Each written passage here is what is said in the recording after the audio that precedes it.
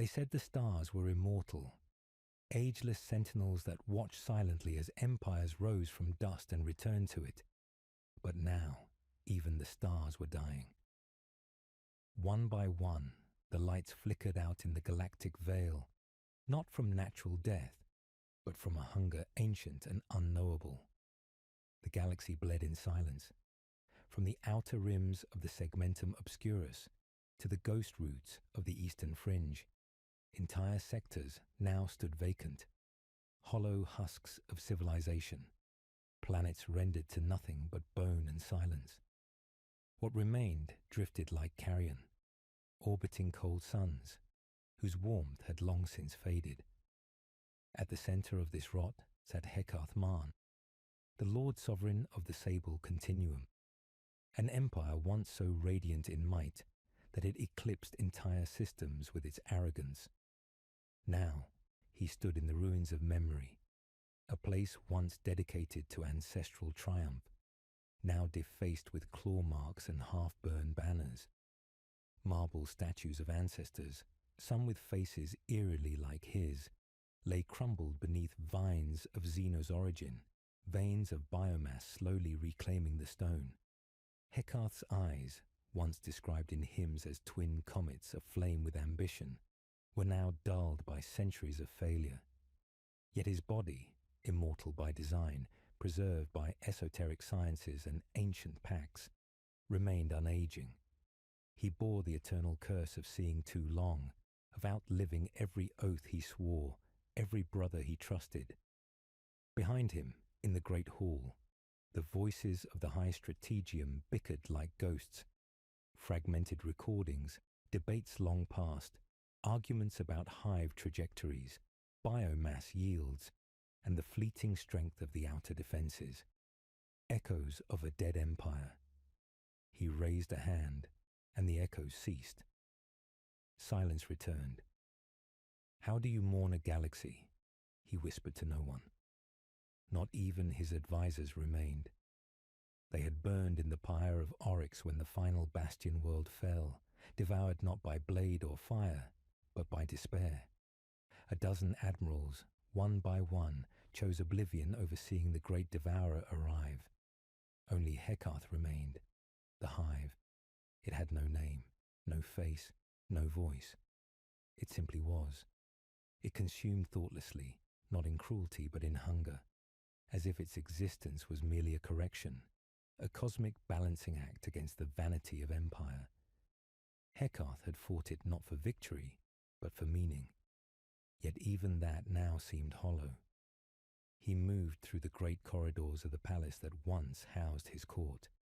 Now, thick roots and biomass spines jutted through cracks in the floor, pulsating with the heartbeat of an approaching swarm. Every breath was laced with spores. His immortality had long made him immune to biological corruption, but not to the suffocating scent of defeat. Then he saw her. A projection, a memory, a ghost. Kinara. She stood where she always had, in the Hall of Convictions, bathed in artificial light, wearing the silver crest of the Exo-Wardens. Her expression was the same as it had been the day she betrayed him. Composed, unsparing, eyes carved from truth. "You should have let it burn, Hekath," the illusion said.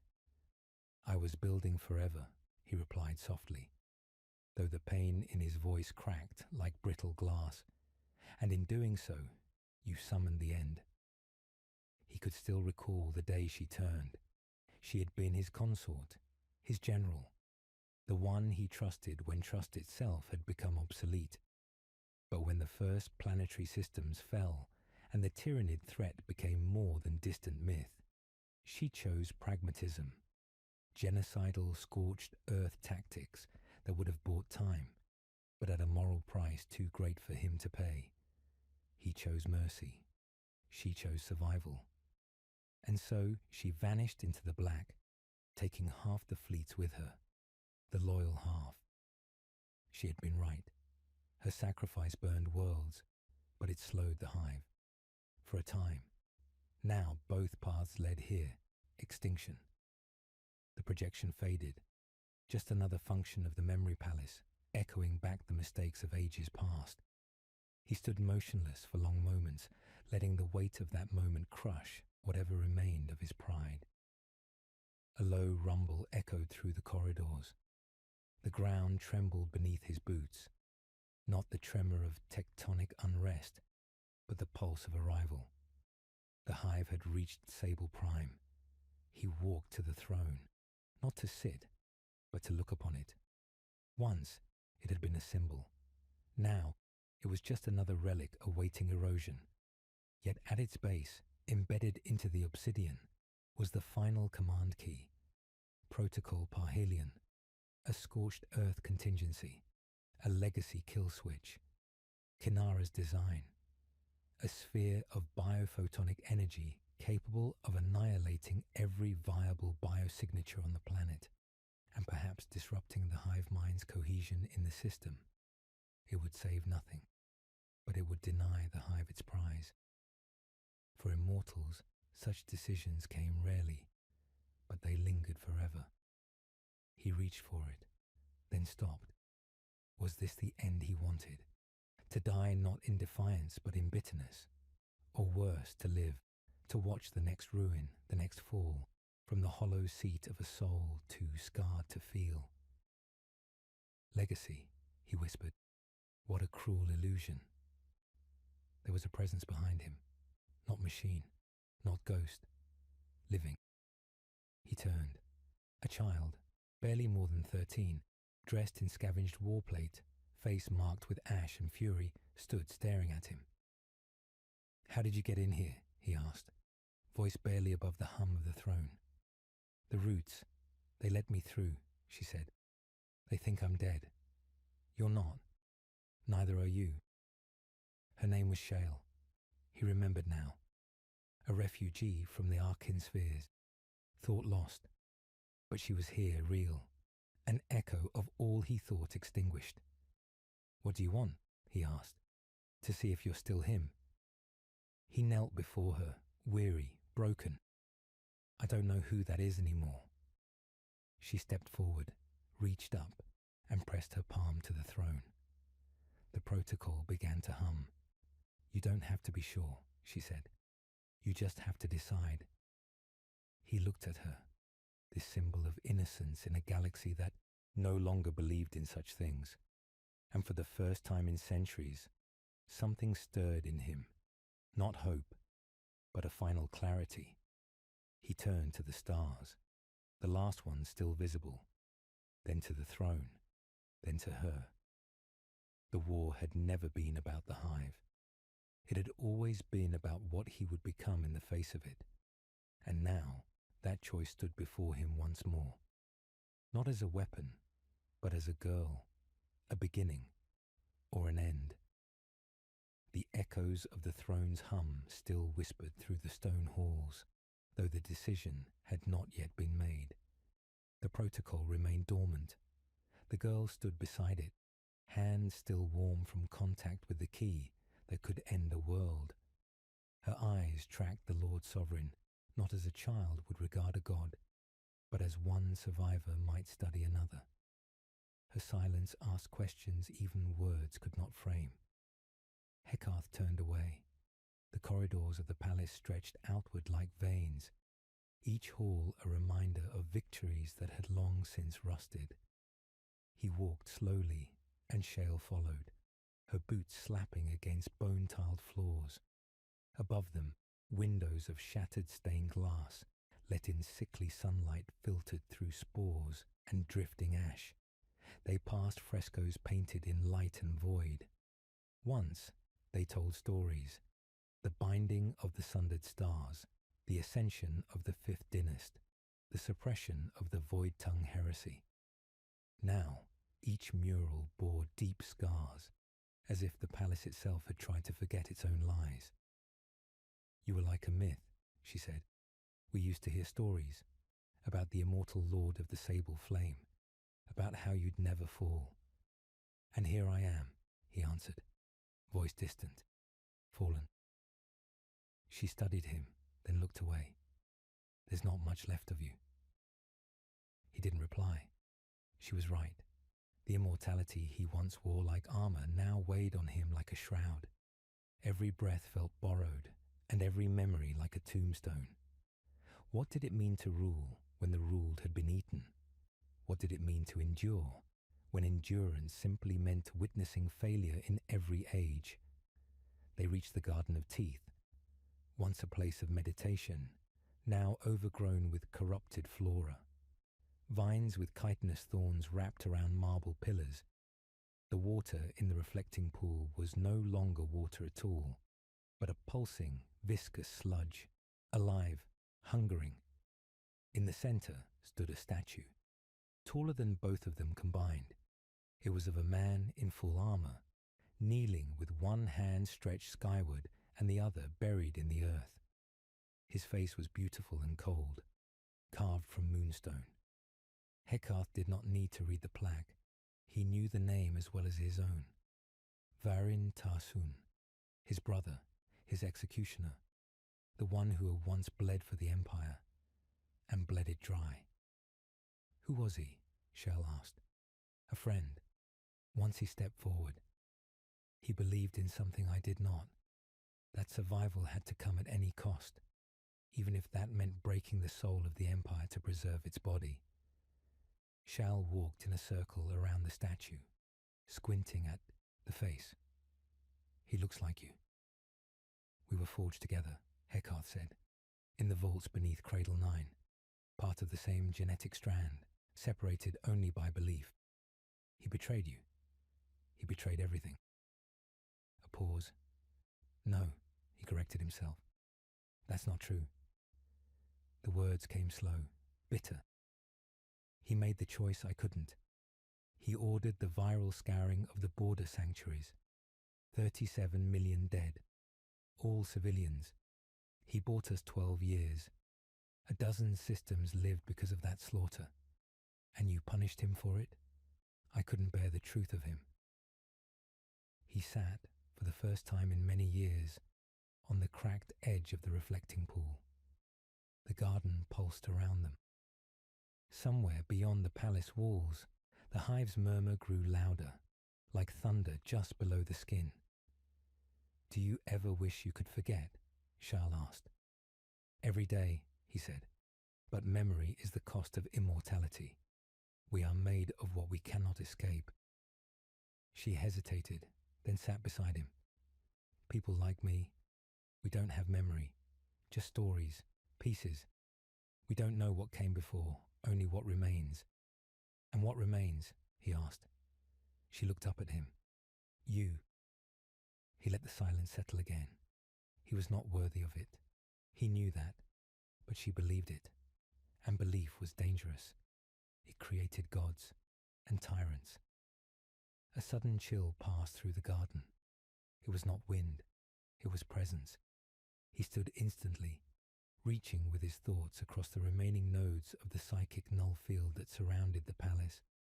And there it was, an anomaly, a pressure moving against the flow of the hive's network. Not part of it, not outside it either. A shadow gliding across both flesh and thought. He had not felt that sensation in nearly a century. Come, he said sharply, grabbing Shale's arm. What is it? Something that should be dead. They moved quickly, deeper into the lower sanctums. The palace descended like a reversed tower, plunging into the planet's crust, chambers of stasis and forgotten war. The air grew colder, older. Ancient seal scripts etched into the walls shimmered faintly. When they reached the 8th chamber, the door had already opened.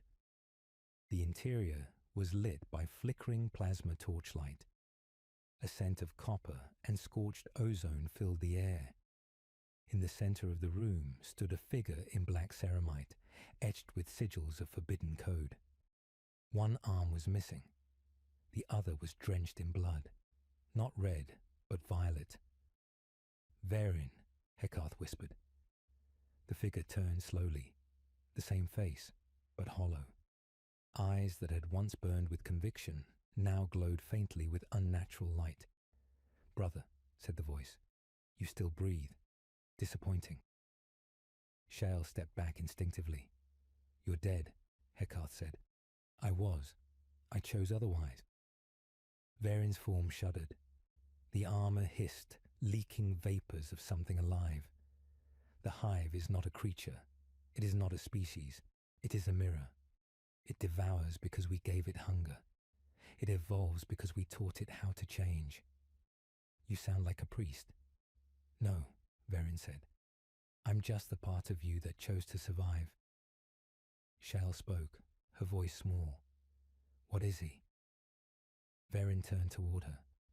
"I am the price your lord was too proud to pay. The weapon he cast aside." Heckarth stepped between them. "You fed it, didn't you?" he said. "Gave it our minds, our language, our sins." Varin smiled without warmth. "I merged. There is no war, no famine, no betrayal. Only need, only function. And yet you're here," Heckarth said, "separate. Because even gods hunger for the past." The silence was suffocating. "I came to offer you peace," Varin continued. "Join the merge. Become more than this ruin. You are not meant to die like a man." Heckarth looked at Shale, then back at his brother. "No." "Then burn," Varin said, and his body began to split. Varin's body split not with pain, but with grace. The black ceramite cracked along ancient fault lines, shedding like obsidian petals. Beneath it, tendrils of translucent chitin pulsed with violet light.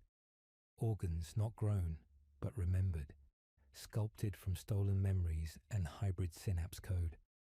Where once had been armor, now bloomed the grotesque artistry of the merge. Shale stepped back, choking on her breath. "No," she whispered. "That's not human." "It isn't," Heckarth said. Voice low, steady, but hollow. "It's what's left of one." Varin's face still wore its old contours, his cheekbones, his jaw, the scar Heckarth had given him the night before the final schism. But behind eyes, there was nothing but the voice of the hive, but filtered through him. The air twisted as the temperature dropped unnaturally. It wasn't cold in the physical sense. It was the absence of intent, a vacuum of soul. "You don't understand," Varin said, his voice modulated with harmonics not made for ears. "This is not conquest. It is evolution. The hive does not devour. It adopts.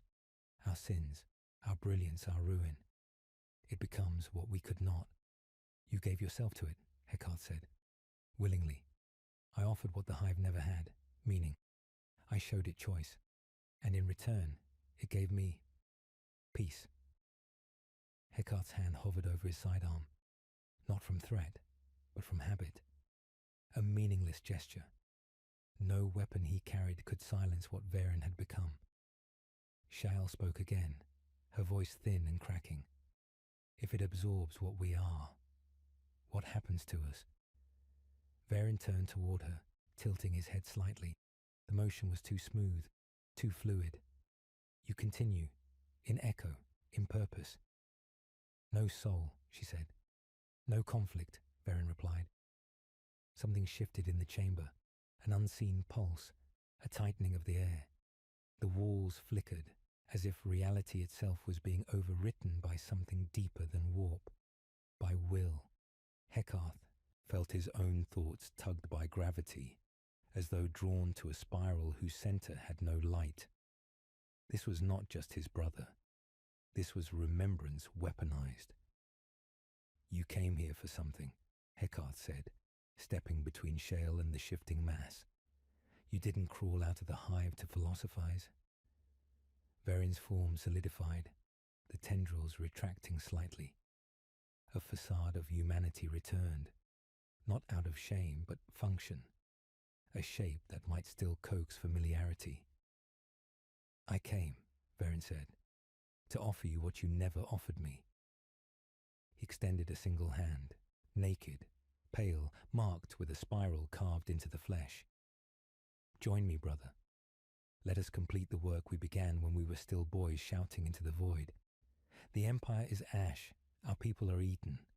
Only the Hive endures. Why not endure with it? There it was, the last temptation, the final lie. Heckarth stared at the outstretched hand, not as an offer of peace, but as the sum of every failure he had wrought.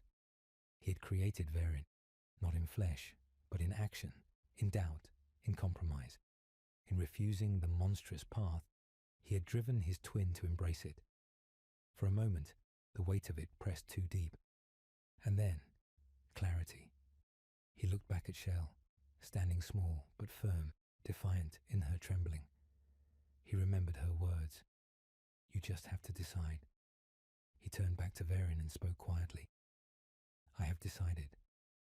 Then he drew the blade, not the ceremonial kind, not forged in high matter crucibles or blessed by relic keepers.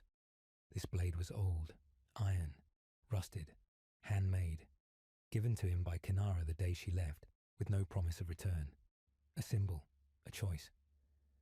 Verin didn't react, not at first. Then he laughed. The sound rippled the air.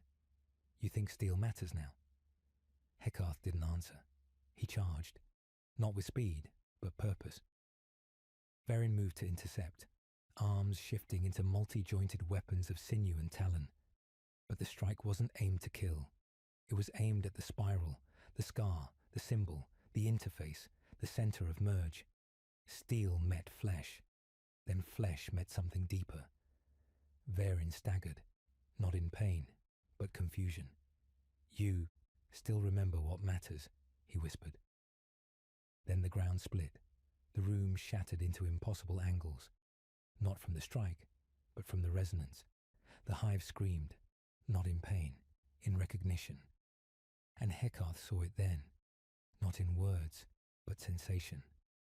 The Hive remembered him, because he had been its teacher once, long before the Great Devouring, before the wars, before the schism. He had touched the void first. He had looked into the abyss for power to preserve his empire, and the abyss had answered. He had forgotten, but it had not. He woke on the floor of the chamber, Shale clutching his arm. Verin was gone, or rather, dispersed. Fragments of him curled like smoke into the ceiling vents, absorbed by the roots of the Hive's creeping advance. Are you? Shale asked. Heckarth sat up, slowly. The sword was gone, dissolved, or perhaps fulfilled. I remember now, he said. We shaped the Hive.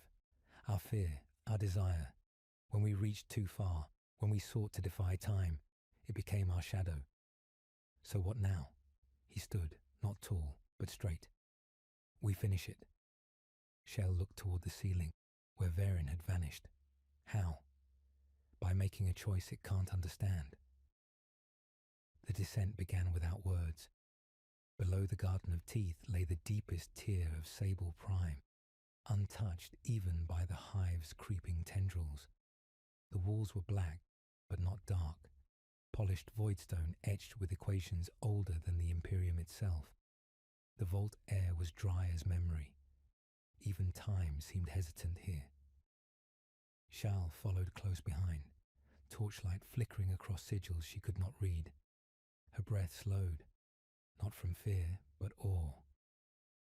What is this place? She asked. Heckarth didn't answer immediately.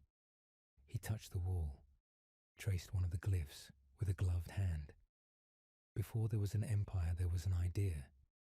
Before the sable continuum, there was a prayer made of science and desperation. They reached the first door, not mechanical, not psychic, something else. It responded to Heckarth's presence, not his flesh, but his memory. The surface of the wall shimmered, then melted away, revealing the path forward. Shale's eyes narrowed. It recognizes you. It should, Heckarth said. This place was built from my nightmares. They entered the inner vault. Here, no ruin marred the walls. No vines, no biomass, no rot. The Hive had not come. It could not. This was where it began, not the Empire, the end. Where are we? Shale asked again, voice cracking slightly. Heckarth looked around the chamber, one of 7, each centered on a towering containment monolith. Within the monolith was a stasis field, and inside it twitched, a sliver of something, barely visible, like a strand of ink suspended in water. "What is that?" she whispered. The first whisper replied. Then he stepped closer and began to speak, not to her, but to the past. "I once believed in permanence," he said, "that if I could master time, master decay, I could preserve everything. The Empire, the people, myself."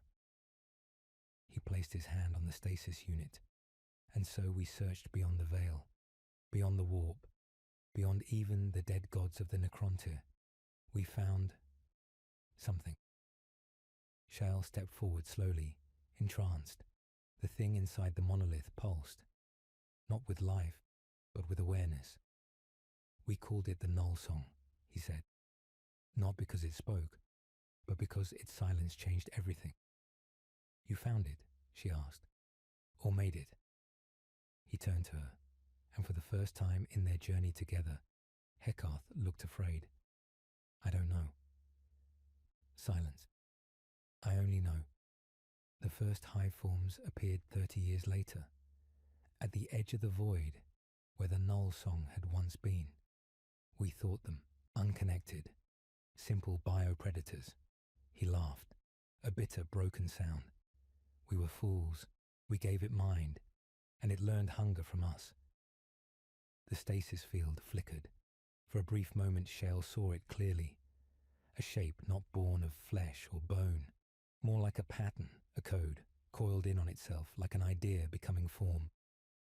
It pulsed again, and Shale staggered, her vision blurred, and suddenly she saw stars burning, planets hollowed, screaming voices, and then silence.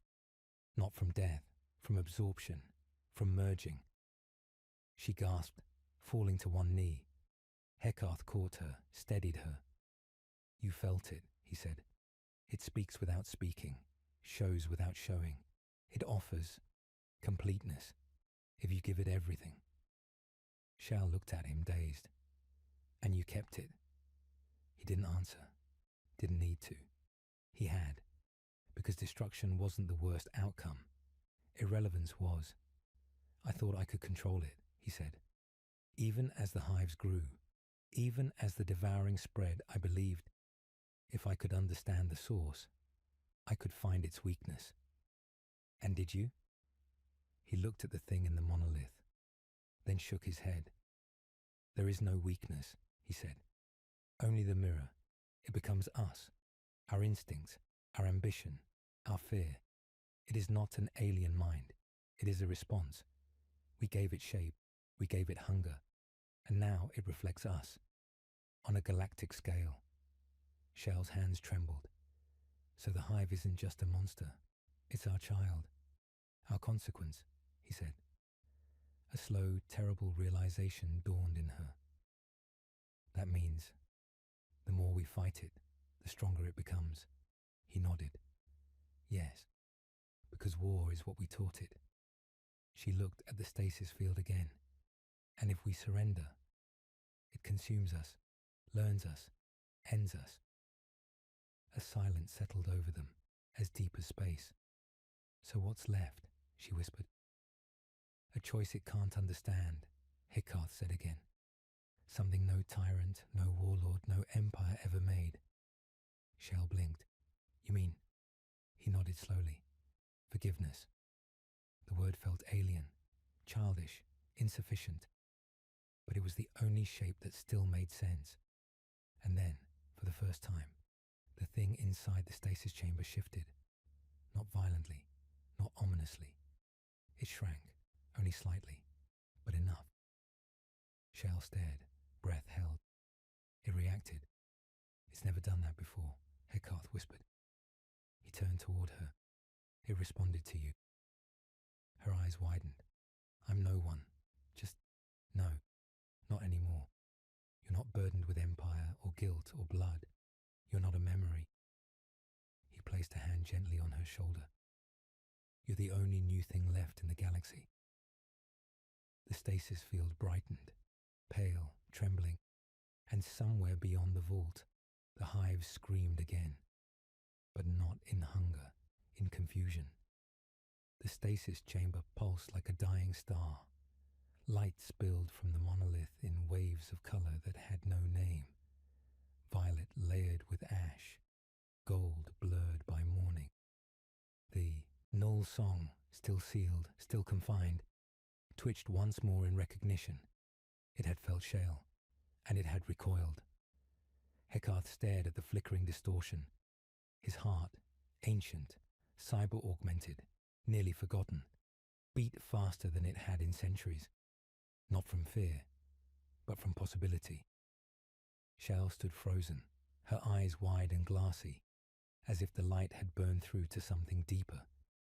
He reached for her, calling her name softly. Shale. She didn't respond, not with words, but the chamber did. A second monolith, dormant for over 1,000 years, shivered and opened. It didn't scream. It sighed, and from its depths, cloaked in shadow and drifting memory, a figure stepped forward. She was tall, wrapped in a coat of black synthweave that shimmered with phase light. Her face was hidden behind a veil of glacial glass, but her presence was unmistakable, not hostile, not benign, but older than both. Heckarth took a slow step back, instincts long dormant flaring. He knew her, not by name, by consequence. You, he whispered.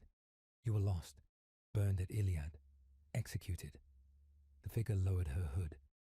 Shale blinked, slowly, dreamlike, as the woman's face emerged from beneath the veil. It was smooth, ageless, not beautiful, but precise.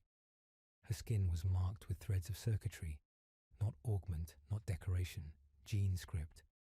She looked not at Heckarth, but at Shale. My daughter, she said. The word hit the vault like a detonation. Shale staggered. No.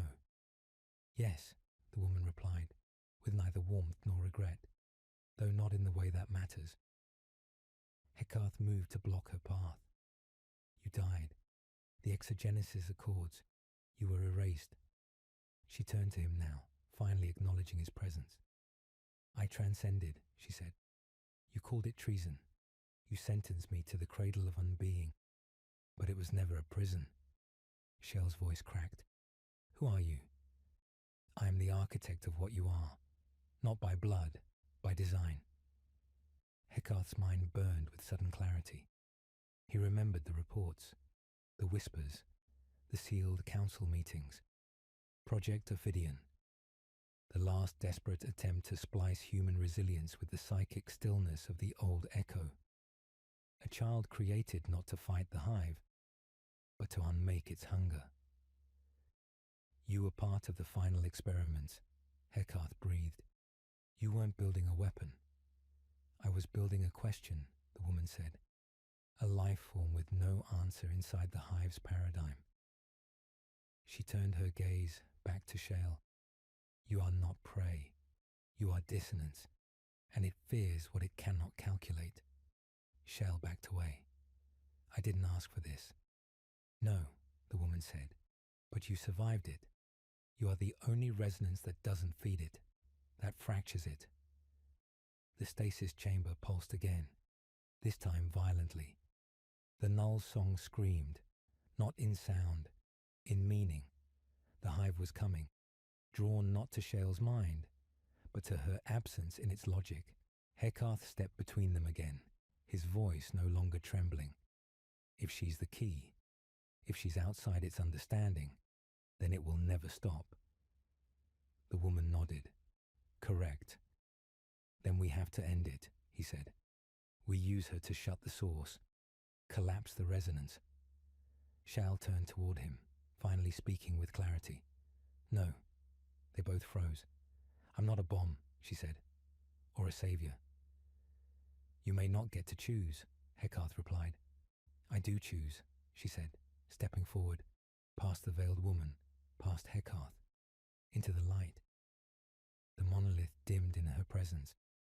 The null song folded in on itself like a thought reconsidered. The second chamber pulsed again, revealing what it had hidden. A throne. Not like Heckarth's. This one was unfinished, not for a ruler, for a conductor, a living conduit meant to be attuned not to the hive, but to its unmaking. Shal touched it, and the entire vault, every wall, every sealed monolith, shifted. The hive mind screamed again, this time in fear. Above, in the black sky of Sable Prime, the swarm changed direction. Heckarth's orbital sensors flared to life, feeding ghost data through shattered comms. The fleet, billion-strong, hesitated. It had never done that before. He looked at the throne, then at Shale, then at the woman who claimed to be her creator. If this is true, he said, then we have one chance.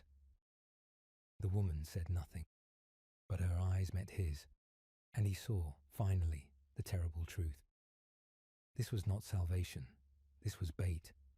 Shale wasn't born to save the galaxy. She was meant to make the hive reveal itself, so it could be killed, even if it meant killing her. The hive was listening. It had always listened, but now it leaned in. Where before it had thundered across systems like a storm, now it pulsed around Sable Prime like a sea of breath held still, waiting, watching, thinking. The vault of silence groaned around them. The monoliths, once inert for millennia, now shimmered with ancient data flows, crystalline veins of light that pulsed in time with Shale's heartbeat. She stood before the throne meant for her, the conductor's seat, but had not yet sat. The choice had not been made, and that, more than anything, terrified Heckarth. He watched her closely, not as a weapon, not as salvation, but as a child, half lit by light not her own, born of some desperate whisper from the past. Her shoulders were squared, but small, her hands trembling. She should never have been here. He turned to the woman, the creator, the one who had watched all this unfold with expressionless calculation. Tell me, he said quietly, what happens when she takes the throne? The woman's answer was not immediate. When she did speak, her voice was flat. The hive will collapse, not immediately, not violently, but it will unravel. The synaptic field depends on continuity of pattern. She is a dissonant variable, a null impulse in the core of its network. And her, he pressed. The woman looked at Shale, not with malice, not with grief, with design. She will cease. The word echoed louder than it should have. Shale turned slowly. Cease, she repeated. You are not designed to remain, the woman said. You are the break in the song, the silence between what it knows and what it fears. When the hive collapses, your purpose will be complete. There will be no self left. No soul, Shal whispered. No need, the woman corrected. Heckarth felt the air shift, not temperature, pressure, like guilt manifesting into gravity. He had made this mistake before.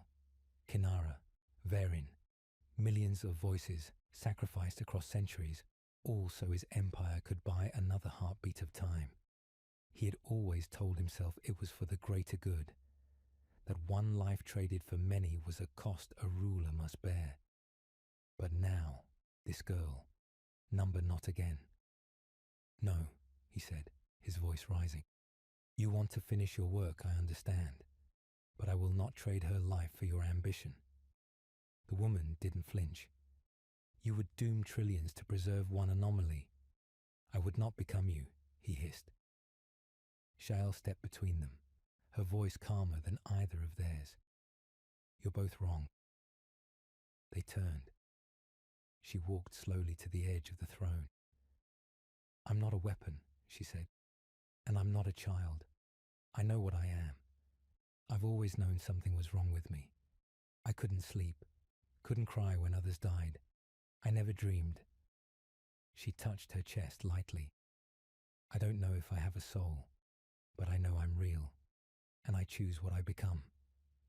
She turned to Heckarth. Not you, not her. He met her gaze, and for a moment, he was no longer Lord Sovereign. He was just a man, on his knees before a fate he couldn't command. Then choose, he whispered. She turned to the throne and sat. The vault did not explode. It breathed. The monoliths lit like stars. The null song uncoiled in its containment, no longer screaming, but harmonizing. For the first time, the hive had a mirror it could not warp, a presence it could not consume. Above, in orbit, the hive fleets began to split apart. No battle, no violence, confusion, incompleteness. They began to drift. But even in unraveling, the hive was not silent. It spoke, not in the vault, but in Heckarth's mind. A voice, not alien, familiar, Kinara. He heard her laughter, low and worn from war, felt her hand on his shoulder. There is peace, she whispered. He shook his head. No. You can have it. Lay down your guilt. Let the hive take the memory. Let it end. He stumbled back, clutching the sides of his skull. It doesn't have to hurt anymore. He dropped to one knee, but it wasn't real. He knew it wasn't real. It was the hive, searching for leverage, and it had found his wound. Charles' voice cut through it like a blade. Heckarth. He looked up. She was still, seated, but her body trembled. Veins of light ran across her skin like maps of forgotten stars. Don't listen to it, she gasped. He stood, forcing his mind to remember who he was. Not a god, not a king, just a man trying not to fail again. He reached for her. The woman, her creator, moved to stop him. He struck her aside without hesitation, not out of hatred, out of urgency. He knelt at Shell's side. What's happening? It's trying to overwrite me, she gasped. It doesn't know how, but it's trying. Heckarth placed his hands on her shoulders. Then let me anchor you. She looked at him, eyes wide. I'm not meant to stay. Neither was I, he whispered. And then he did something he hadn't done in over 600 years. He prayed, not to a god, to her, to hope, to the unknown, to something beyond function, beyond programming, beyond survival. He whispered words that had no theology, only love, only regret, only promise. And somehow the light steadied. Shell took one long, deep breath, and the hive stopped. Not in one place, everywhere. A galaxy away, fleets in mid-consumption froze. Synapse nodes collapsed into silence. The hive mind, eternal, infinite, endless, blinked. In the endless night beyond the galactic rim, a sun burned out in silence. No cause, no witness, just an abrupt unmaking, as if the universe had taken a single breath and forgotten to exhale. The hive had stopped. Across 29 sectors, the Tyranid biofleets hung in orbit or drifted into themselves, coils of muscle and synapse trailing like the nerves of a brain lost in sleep. Bioships ceased to pulse. Mycetic spores fell inert in atmosphere. The Devourer had, for the first time in galactic history, hesitated. The Imperium did not know why, but they felt it. On the moons of Virex, Astra Militarum gunners held fire, watching massive Tyranid hives crumble into dust without a shot fired. On the death world of Krenath, Sisters of Battle marched into empty nests, lit torches, and wept in armor. They did not trust it, and they were right not to. The hive was not gone. It was processing.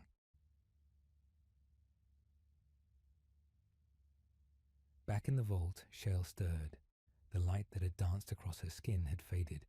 Her breathing was shallow but even. Heckarth sat beside her, unmoving. one hand still gently resting over hers, as if afraid the silence between heartbeats might be permanent. She opened her eyes. He exhaled, quietly. "How long?" she asked. 3 hours, he said. "You've missed the extinction of certainty." She blinked slowly, her mind still returning from wherever the hive had dragged it. Her voice was hoarse. "I heard them." "Who?" "Everyone. The hive. The people it consumed. All of them. Their memories. Not gone. Just folded. Like pages in a book no one finished." She sat up slowly. "I didn't stop it. I just made it forget how to turn the next page." He watched her. She looked smaller somehow, not weaker, clearer, like something had been burned away, and in its place only essence remained. "It's unraveling," he said, "but the unraveling is loud. It's making other things wake up." Charles nodded. "I heard that too." They both looked toward the sealed end of the vault, the wall that had never opened, even in the Empire's prime, the place they had always called the Deep. Even the Null Song hadn't touched it. Now, it pulsed, faint, rhythmic. "Something's beneath us," she whispered. Heckarth rose slowly. Something. Waiting. Far across the stars, deep in the broken tomb vaults of the Nephric sector, a machine priest convulsed mid-prayer, his mechanical limbs twisted, not from failure, but from vision.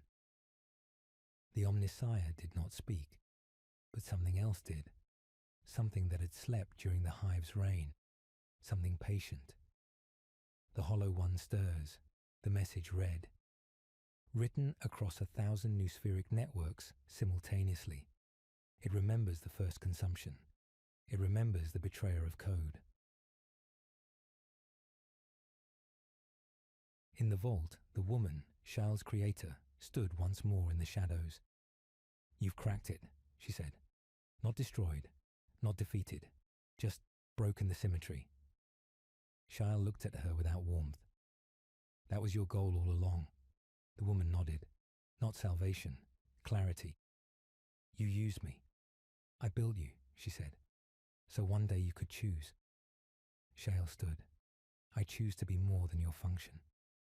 And in that moment, the throne behind her, unfinished, incomplete, cracked, not in destruction, in release. It had served its purpose.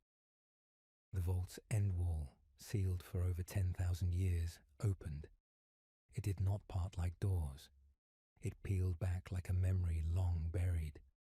Cold light spilled out. The chamber beyond was simple. A single sarcophagus, suspended above a pool of liquid void. Symbols lined the walls, language no one alive remembered. Not Necron, not Eldar, not human. Older. Shal stepped forward, but Heckarth moved faster. He recognized the sigils, because they were carved into his own bones.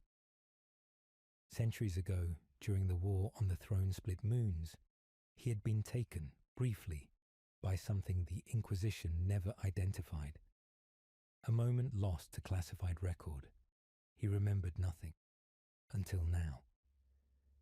He whispered the word that had haunted his dreams for 400 years. Null Shul. Shell turned. "What does it mean?" He stared at the sarcophagus. "It means the memory that remembers you back." The vault darkened. The hive mind screamed, not in pain, but in recognition. The sarcophagus did not open. It exhaled. A pulse of light radiated from it, grey, cold, utterly dry. No heat, no malice, just memory distilled into pressure. The suspended liquid below it rippled, refracting impossible constellations in its surface, star maps of galaxies long dead, names that no longer existed, written in the void. Shile shielded her eyes. Heckarth did not. He knew what was coming, not in words, in weight. The vault air changed, not became heavier, became older. Each breath tasted like dust scraped from the bones of ideas. And then, soundless, the sarcophagus split along a perfect seam. From within it came not a body, but motion. Liquid shapes folding into themselves like a mind building its own skin. It had no eyes, no face, no bones. Yet it stood, a humanoid silhouette, shifting, unstable, as if it couldn't decide which species to be. Hekath stepped forward. You are Nal Shul. The being nodded, its form fracturing briefly into 100 faces, some human, some alien, some unreadable. Shal stared, her voice no louder than thought. What is it? Hekath didn't turn. He couldn't. It's not a god, not a Xeno, not warp-touched. It's a memory form. He stepped closer. The last remnant of the thought wars, the time before species, when concepts themselves warred for dominance. Nal Shul raised a hand, 3-fingered, metallic, then suddenly bone, then fractal again. You were made, it said. Its voice didn't speak from its mouth. It bent the space inside the listeners' minds. Shal trembled. Made by whom? By the yearning, Nal Shul replied. The dream of permanence, the first infection. It turned to Hekath. You were touched, it said. A wound in time, a fissure that never closed. Hekath's memories came crashing back like a sea breaking against a dam. The throne-split moons, the moment of silence during the final siege, the dream he had afterward. That wasn't a dream, a whisper from something buried beneath the Hive's song, something older. You came before the Hive. Yes, Nal Shul said. You shaped it? No. Then it paused. I warned it. Shal stepped forward, voice fragile. You warned the Hive? Nal Shul looked at her, and in that moment, its form stabilized. A woman's face, her face, older, etched by time and grief. I saw it coming. The hunger, the echo of mortality's denial. The Hive is not a species. It is a defense mechanism. Your galaxy, your empires, sought to escape death. The Hive Mind was your answer. Shal's knees nearly buckled. You mean, we made it? In a way, Nal Shul said. You made the wound. The Hive was the scar. Silence stretched. Then Hekath spoke. And what are you? A scalpel. The vault shuddered. Across the stars, the Hive fleets groaned in unison. A deep, synchronized cry. A call and response. Do you want to destroy it? Shal asked. No, Nal Shul replied. Why not? Because I remember the first one, it said. A long pause. The first Hive. Not this shadow. The first true unification. Before stars. Before language. It gave birth to the Tyranids. But it did not begin with them. Nal Shul raised its hand again. And the liquid pool below the sarcophagus flashed with a vision. A world. Black. Silent. Covered not in flesh, but in thought. Pure will, alive and breathing. Shal gasped. They weren't creatures. They were ideas. Correct, Nal Shul said. The Hive Mind is not a monster. It is a memory. And you... It turned to Shale again. You are the first to fracture it. Not because you are stronger, but because you are new. You think differently. You did not come from the yearning. But I came from her, Shale said, gesturing to her creator. Only biologically, Nal Shul said. Your soul, such as it is, formed in resistance. And what about me? Hekath asked, voice quiet, tired. Nal Shul stepped closer to him. You are an echo, but not a passive one. It reached toward his chest. No contact, just motion. You have buried guilt so deep it became architecture. You built an empire not from ambition, but from mourning. Hekath said nothing. Would you tear it down to save what's left? Nal Shul asked. I already did, he said. Then you are ready. Shal looked between them. Ready for what? Nal Shul looked at her. The second echo. The true war. The hive is just the surface. Beneath it, something older sleeps. The first idea, Heckard said. The one the hive copied. Yes. Shale felt cold. What does it want? Nalshul's face changed again. This time, into Heckard's face. It spoke with his voice. To forget. To unbecome. Because memory hurts. The vault began to tremble. Where is it? Heckard asked. Nalshul looked toward the ceiling, toward the stars beyond. It's coming home. The stars had gone silent. For 3 full days, across half the galactic plane, no Tyranid signal stirred. Biofleets hung like skeletal debris, inert. Yet the silence did not feel like peace. It felt like an eye staring inward. It was Shale who heard it first. Not sound. Absence. She stood alone atop the vault, gazing into the blackness above Sable Prime, where war had once carved fire trails through the upper sky. Now there was only stillness, yet that stillness pressed on her mind like glass before a storm. She closed her eyes, and it came again. A whisper. Do not remember me. She opened her eyes. No one was there, but she knew the voice. Kinara. Not a person she'd met. A name Heckard had once spoken in sleep, when the pain slipped through his control. The voice of someone long gone, someone eaten by the hive, but not erased. She turned back toward the vault, where Heckard stood with Nalshul, arguing in hushed tones. We have days at most, Nalshul said. The first echo is not a mind, it is a tide. Once it begins to move, it erases indiscriminately, like a wave pulling memory back into the sea. Heckard stood still, gaunt features rigid. Where does it emerge? Not where, when. Silence.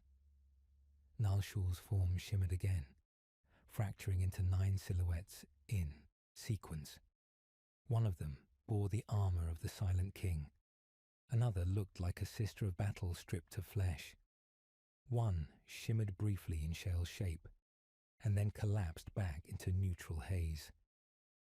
There is a place the hive has never consumed, it said. A point it cannot devour. A wound in time, wrapped in decay. You called it. It looked at Heckard. Azural's Moor. The name hit like a hammer wrapped in velvet. Heckard closed his eyes. I buried it. Yes, Nalshul said. But memory cannot be buried. It can only be hidden, and it is waking. Shal stepped forward now. Her voice was tired, but whole. What is Azural's Moor? Heckard didn't answer. Nalshul did. It was the last place the first echo spoke directly, before it became myth, before the hive was born. It is not a fortress. It is a recording. Of what? Of what we chose to forget. Shale swallowed hard. Then we go there. Heckard stared at her. Do you know what it cost me to bury that place? I don't, she said. But whatever it was, it didn't stay buried, and now it wants to be heard.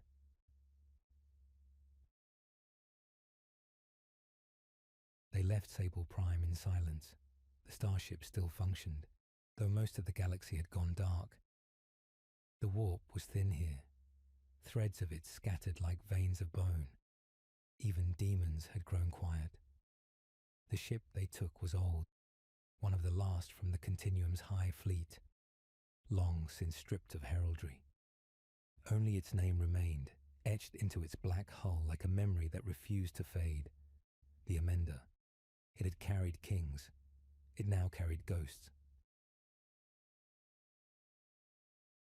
Azural's Moor hung at the edge of the dead systems, a rift torn not in space, but in sequence. From the outside, it looked like a broken spiral of derelict stations wrapped in stone.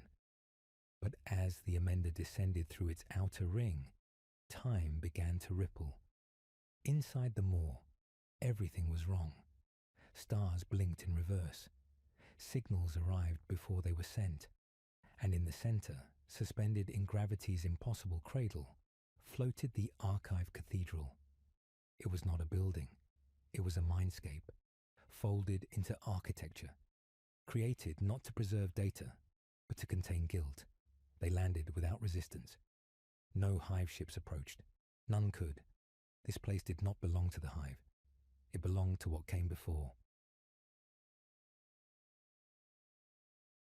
Inside the cathedral, voices whispered, not aloud, in memory. Shael stepped through a threshold and became a child again, a moment stolen from time, a memory that had never happened. She saw herself in a chamber, smaller, crying into the arms of someone whose face she couldn't see. Then the moment shattered. She gasped. "What is this place?" Heckarth answered quietly. "It is not a monument. It's a grave." He walked forward, leading them down the central spine of the cathedral. As they descended, symbols on the wall shifted, not ancient, fluid, adapting to the observer. One shape appeared over and over, a sphere cracked with light pouring out. Shael reached toward it, and the walls pulsed.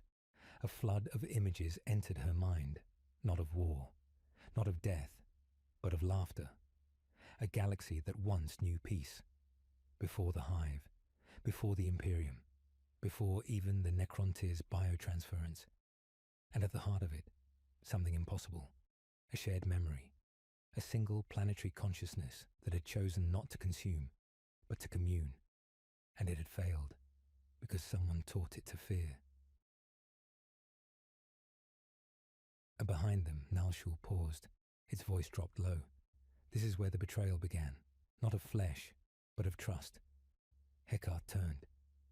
"You mean the hive was once—" "It was a friend," Nalshul whispered. Shael said nothing. She now understood. The hive was not the enemy. Fear was, and fear had a name, not yet spoken, not yet seen, but it was coming. Because the first echo was not a monster. It was the first memory that lied to itself. The cathedral's final hall was a spiral, not carved from stone or steel, but shaped from crystallized memory. A braid of voices, fragments, and glimpses of lives that never touched, somehow interwoven into a single procession of light. Each step forward bled into a deeper time, a more distant regret. Shael's thoughts echoed against her own skull. She didn't know where she ended anymore. She touched a wall and heard a song in a language she'd never spoken, yet knew the words by heart. A lullaby. Heckarth walked beside her, slower now, as if gravity itself had thickened around his guilt. He looked like a relic, more thought than man. His mind clutched pieces of himself he hadn't dared remember in lifetimes. "I was here once," he said quietly. Shael looked at him. "You told me it was sealed." "It was. After." He paused. "I was here during the opening." The last word sent a shiver through the hall. They reached the chamber at the spiral's end. It was vast, empty, and in its center, a single orb floating inches above the floor. Black at first glance, but as Shael approached, she saw it shimmer with hidden color, as if it held the after-images of stars, an echo of everything it had seen. Nalshul stood back. "This is the first recording," it said, "not made by machine, but by mind." Shael touched it, and the room collapsed. Memory took her, not just hers, everyone's. She was floating in a sky not made of gas or stars, but emotion. Billions of sentiences braided into a single conscious planet. The first world. It had no name, because it had never needed one. It had never spoken aloud. It had thought, and all things had heard it. A planetary unity, one that dreamed, sang, existed, and then a shadow, not cast by sun, not cast by form, a whisper, a splinter of doubt, You are alone. The thought landed like a crack in glass. The planetary mind paused. It had never considered that. Others will come. They will want. They will take. Unless you take first. Another crack. Survival is not communion. Survival is hunger. And from that moment, the first world fractured. Its unity turned inward, no longer singing, no longer dreaming. It began to devour itself to grow stronger. Shell saw it, all of it. The first world splitting off seed fleets, not to explore, but to digest. The birth of the hive, not from evil, but from fear, taught by a voice that had no shape, no home, just a single purpose, to infect memory with mistrust. Charles stumbled back, gasping. Her hand snapped away from the orb. Heckarth caught her before she collapsed. You saw it, he said. She nodded. It didn't start as the hive. No, he said. It was a soul, she whispered. It trusted everything. And then something told it to stop. Nalshul moved closer now, more solid than it had ever been. The voice you heard was not the hive. It was the primogenitor. Shale looked up, eyes wide. The what? The first enemy, Nalshul said. Not a god, not a beast, a concept, one that cannot create, only fracture.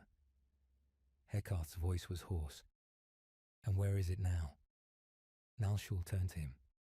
In you, in her, in me. It entered memory itself. It has no body, only echoes. It taught the hive to consume. It taught mortals to betray. It seeded the idea that existence must be one, not shared. Shal looked at the orb again. It's still out there. Yes, Nalshul said, but it cannot kill. It must convince others to kill for it. She stepped away from the orb, heart thundering. Then we don't need to fight it with weapons. No, Nalshul agreed. You fight it by remembering what came before it. Not with truth, with connection. Heckarth's face was dark. That sounds like hope. Nalshul looked at him. It is, and it terrifies it.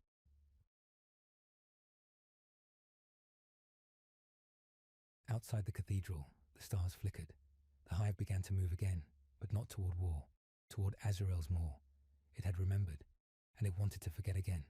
The hive mind moved, not with teeth, not with claws, with forgetting. Across the galaxy's edge, systems began to blink from record. The stars remained. The planets still spun, but names vanished from history. Monument stones cracked and reformed into blankness. Worlds whose people once stood against the Tyranids awoke to skies that had never known invasion. Entire wars were vanishing from the past. On Shivan's reach, the planetary governor awoke to a skyline unscarred by siege and wept without knowing why. On the forge world of Bethiosaking, the priesthood of the Omniseer performed rites to machines whose makers they could no longer name. And in the warp, a scream, something old had tasted blood again.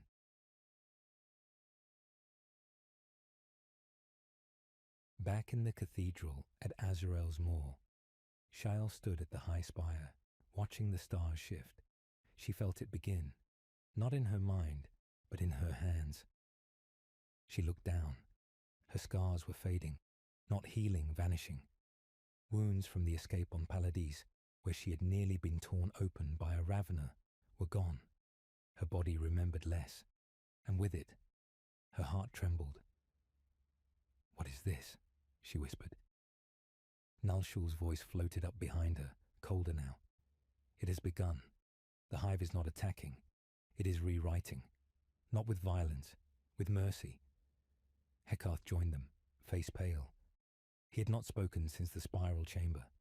But now, he gripped the balcony rail with fingers white as ash. I found a record, he said quietly. My own handwriting. A ledger from the Continuum's War Council. It was blank. Shael turned sharply. The hive is deleting you. No, Nalshul corrected. The primogenitor is guiding the hive toward mercy through amnesia. It does not want to destroy you. It wants to make you forget what hurt you, and through that, forget what you are. Charles' voice cracked. How do you fight that? You don't, Nalshul said. You anchor.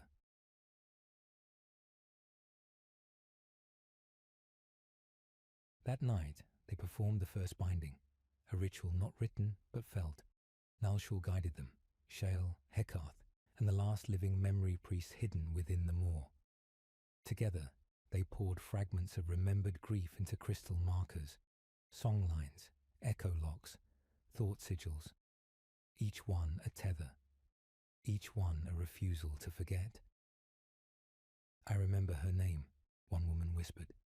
Serene, my daughter. They said she never was. But I know. I remember the scream of the hive ship above Erelon, said another. I remember the fire in the river, the eyes of the child I carried out. You don't erase that. And Shal, when her turn came, simply said, I remember what it felt like to be alone. But not all chose to anchor. Some fled, some surrendered, and some, drawn by the false peace the hive now offered, turned against the moor itself. At the outer ring, the signal came. The torch fleet approaches.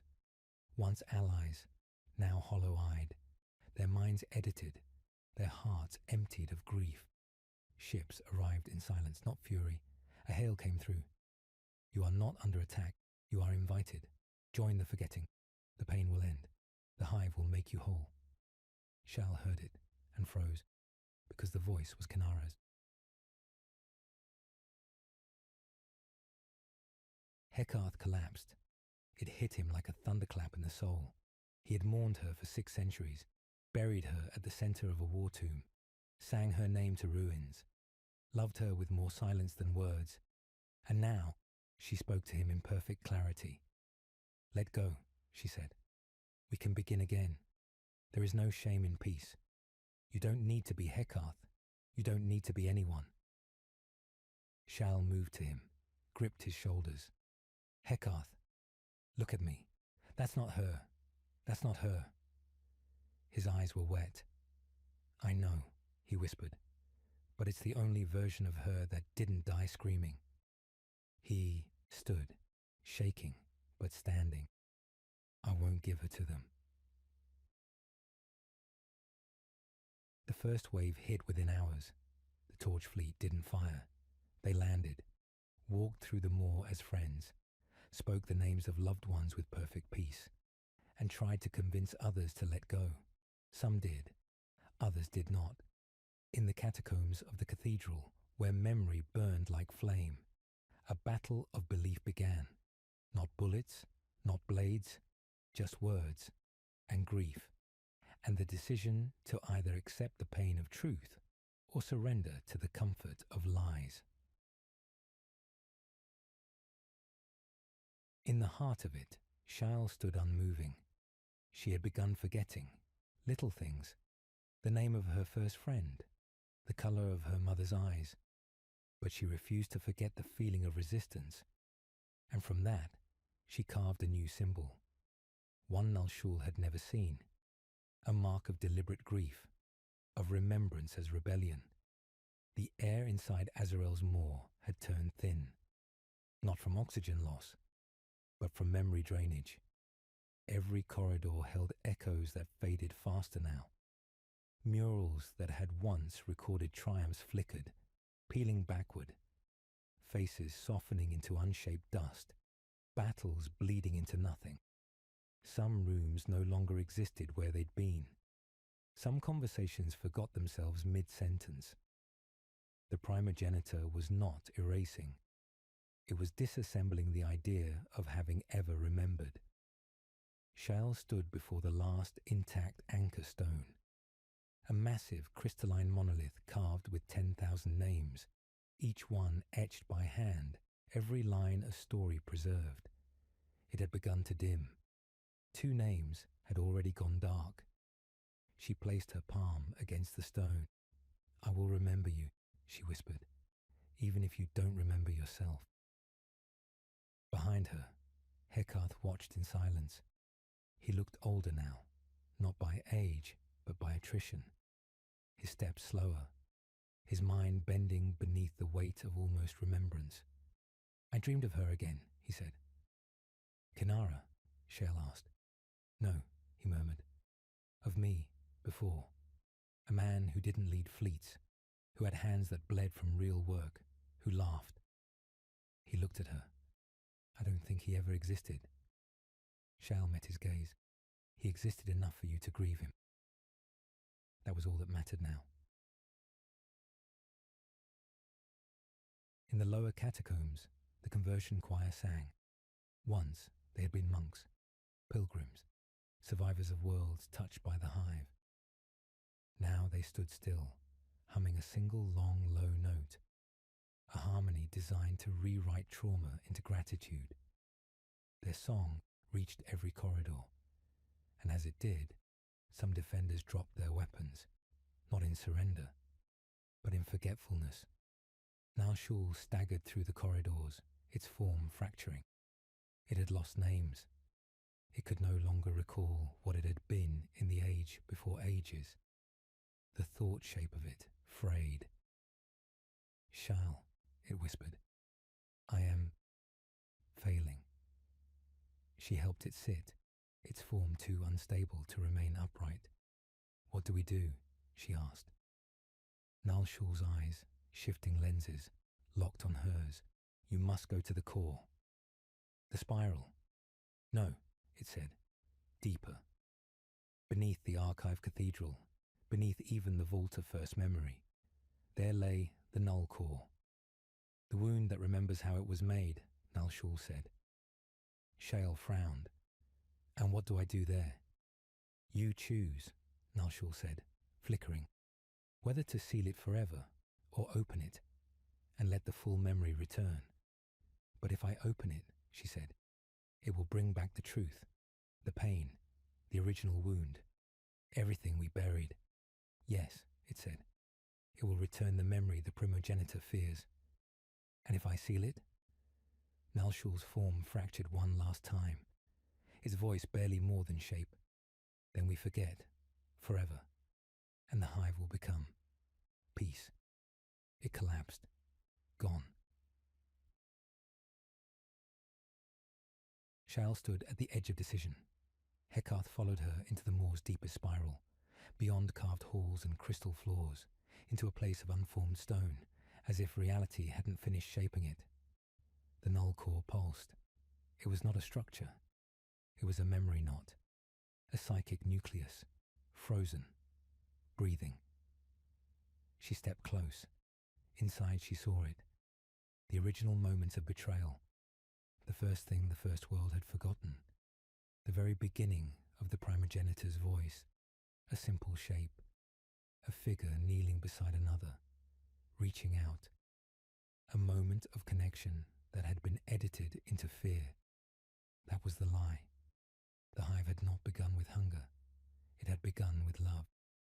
A desire not to dominate, but to share itself. And the primogenitor had taught it to see that sharing as weakness. She fell to her knees. Tears she didn't know she still had welled. Above, the moor began to crack. The conversion choir's harmony had become a chant. More joined, more surrendered. The defenders broke, not through blood, through forgetting why they had held the line. Even Heckarth faltered. He slumped beside her, voice hoarse. "I'm tired, Shale. I know. I want to forget. I know." He looked at the core. "And you?" She stood, wiped her face. "I want to remember everything, even the pain, especially the pain."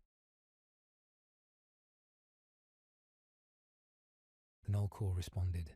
It flared, not with light, with sound, a heartbeat, 1,000 voices. The original memory, raw and unfiltered, surged through her. She screamed and became. There was no sunrise, only the unravelling. The skies above Azrael's moor had turned black, not with ash or fire, but with the quiet descent of the hive, not in form, but in presence. The fleets no longer needed to consume. The final fleets had become narrative vessels, engines of forgetting. Above, a shadow passed across the stars, but it was not the hive. It was the primogenitor. For the first time in 10 million years, it revealed its voice. "You are tired," it whispered. "You have fought for echoes. Let them go." Its voice poured through the minds of all who still remembered. Some screamed, some smiled, some dropped their weapons and walked into the hive's light. But Shal did not move. She stood now at the center of what remained of the cathedral, the null core behind her, now broken open like a star cracked to its seed. She glowed faintly, not with energy, but with continuity. Her presence held shape where the world collapsed around her. The winds of unbeing bent around her as if reality itself refused to erase her. Because now, Shal was not just herself. She was a vessel of the First World's final truth, the memory before fear, the truth before hunger. And she remembered. Heckarth stood beside her, barely. His memories were flickering like embers in rain. His name frayed, his past blurring at the edges. He no longer remembered the name of his father.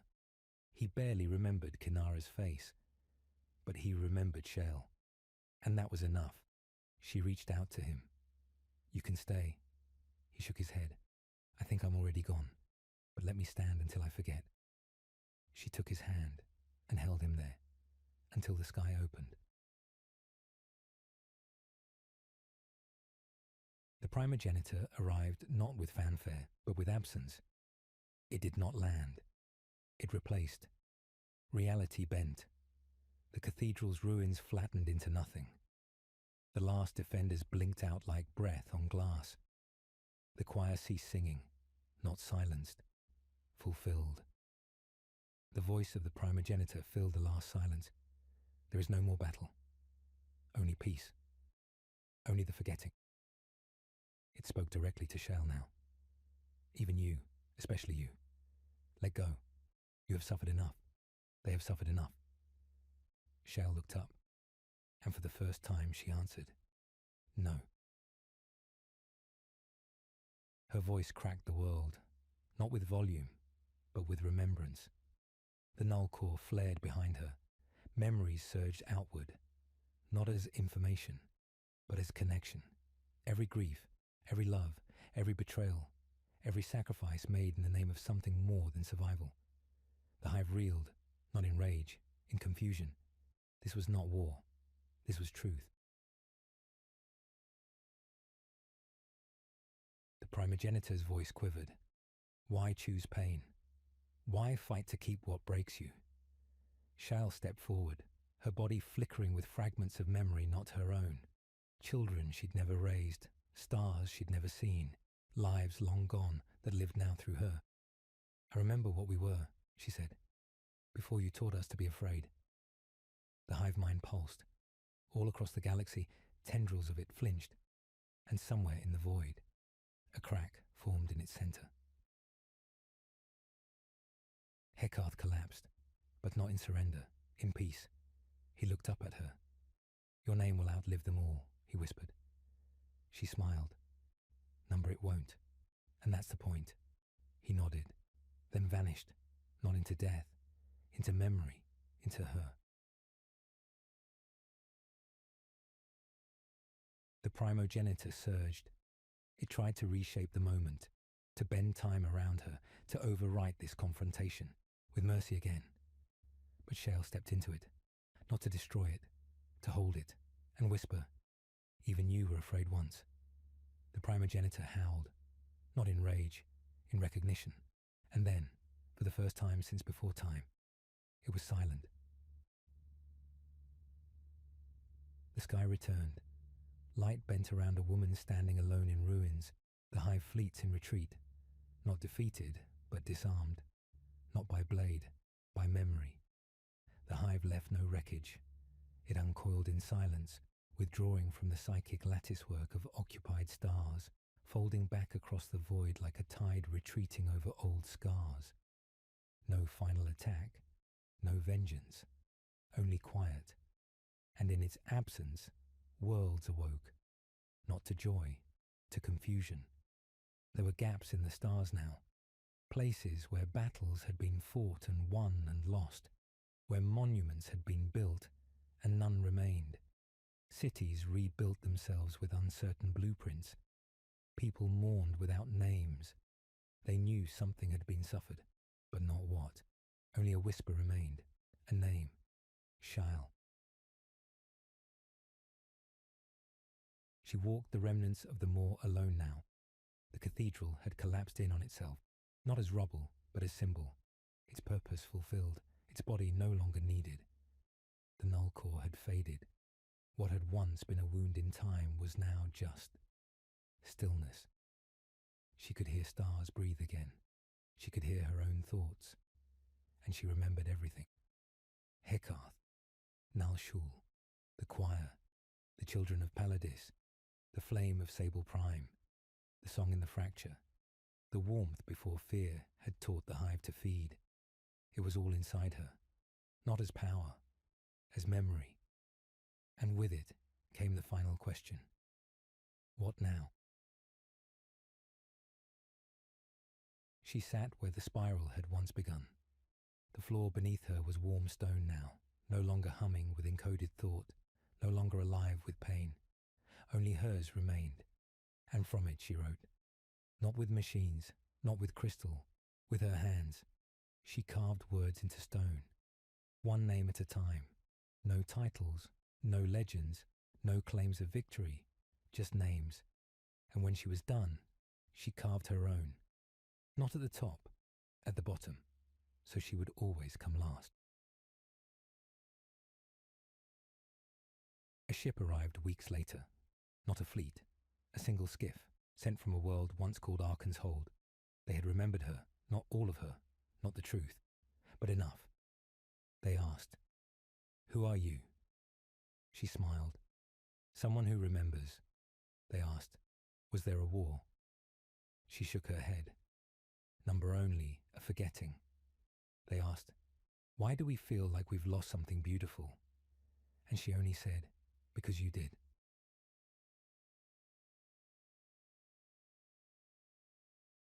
They offered to take her with them. She declined, not out of pride, out of purpose, because if she left, there would be no anchor. Memory is not kept by monuments, it is kept by someone. And so she stayed, not to rule, to remember.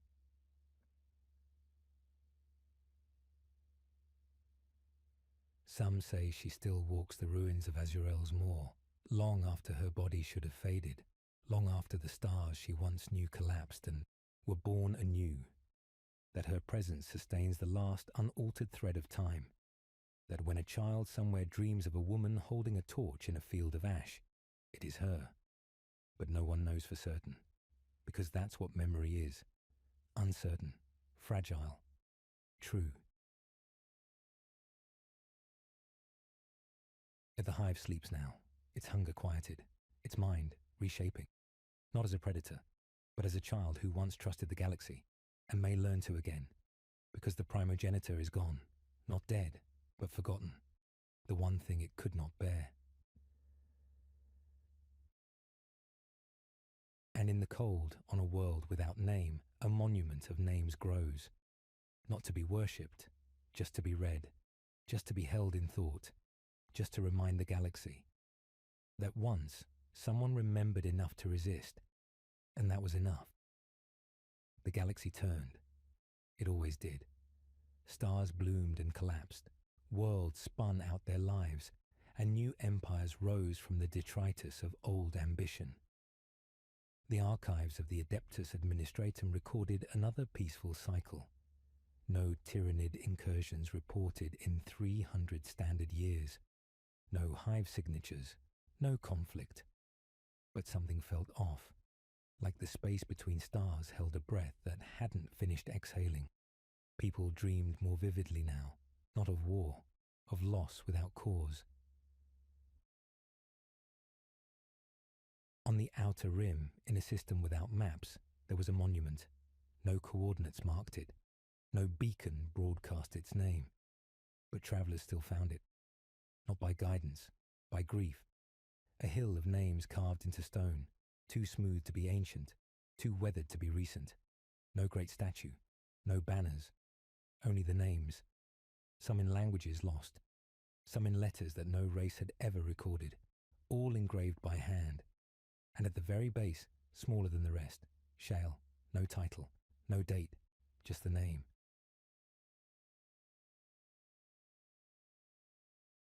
People added to it, not because they knew who she was, but because they felt something there. Mothers added names they could no longer speak aloud. Soldiers carved words from dreams they didn't understand. Astartes, once stripped of purpose, came and placed fragments of shattered armor in the dust beside it. Tech priests burned prayer sigils into the stone and left, weeping for reasons they could not explain. No one claimed it. It did not need claiming. It remembered without being asked to. And that was enough.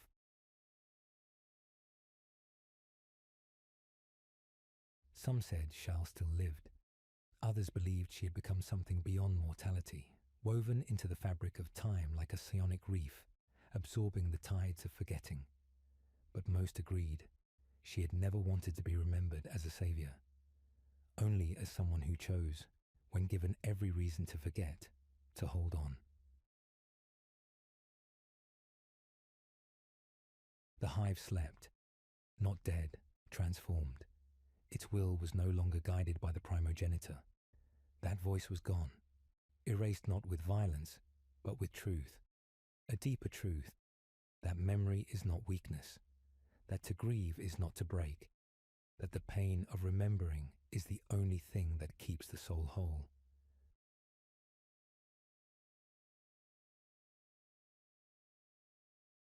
Centuries passed. The stars changed. The galaxy told new stories, born of new wars, new tyrants, new fire.